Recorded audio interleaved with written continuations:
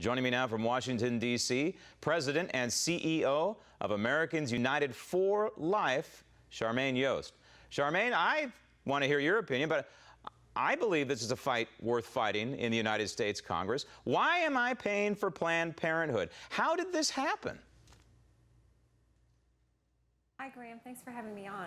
Well, it is a really historic moment. I don't know if we've ever seen this much attention and this critical mass focused on the issue of how much money is going from the federal treasury to subsidize the abortion industry in this country. Planned Parenthood alone gets $1.25 million in federal tax dollars every single day. And you're right, this is a time, this is an incredible moment for us to really focus on that and to make a real difference. And I have to applaud the House of Representatives and the fact that they passed a one-year moratorium on Planned Parenthood funding today, and it's a historic first step. Well, we'll see if we can applaud the Republican leadership, both in the House and the Senate. I have my doubts about Mitch McConnell, who's already signaling that he's going to wimp out once again. But let's talk more about, I don't even know why we're funding women's services, to be quite honest with you. I'll take it a step further. But if we take away $500 million from Planned Parenthood, how many lives do you think will be saved? How many clinics might close? How many babies won't be trashed? Well, you know, the thing of it is Planned Parenthood likes to hold themselves out as these great defenders of women's health, and yet it is true that every single year they abort over 300,000 babies. That's every year. And I think a lot of people don't really even know that they've moved over the last several years from doing 1 out of every 5 abortions in this country to 1 out of every 3. That's why we call them big abortion. Planned Parenthood is Abortion Inc. because they have a business model that is completely centered on abortion. That's why they're fighting this so very hard. Continuing to try to define things as women's health, while at the same time they have abortion quotas. They've mandated that every single one of their affiliates must perform abortion. It's so central to their business model, despite what they would like for people to believe. Okay, yeah, it's an abortion mill, and I think we realize that. But here, again, the question, if the money is taken away, in your heart, you believe that lives will be saved, don't you?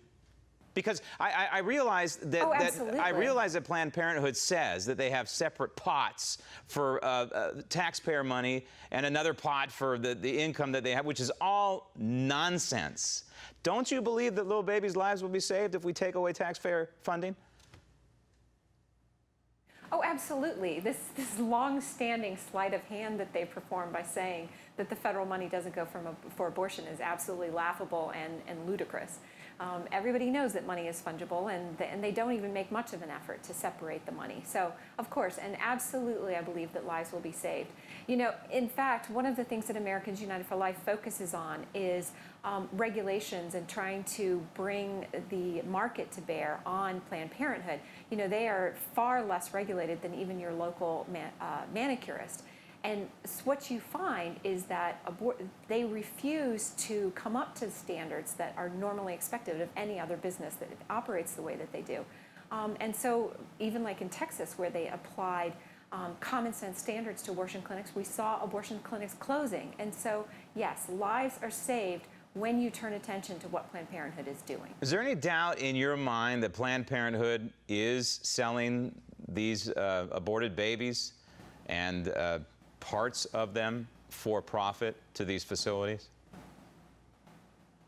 Wow, I am so glad that you asked me that question, because I was able to give congressional testimony yesterday in front of the House Energy and Commerce Committee about the videos and about what Planned Parenthood is doing in harvesting baby organs. And the Democrats had one thing that they kept saying over and over again. They were trying their best to delegitimize the videos and to undermine their credibility.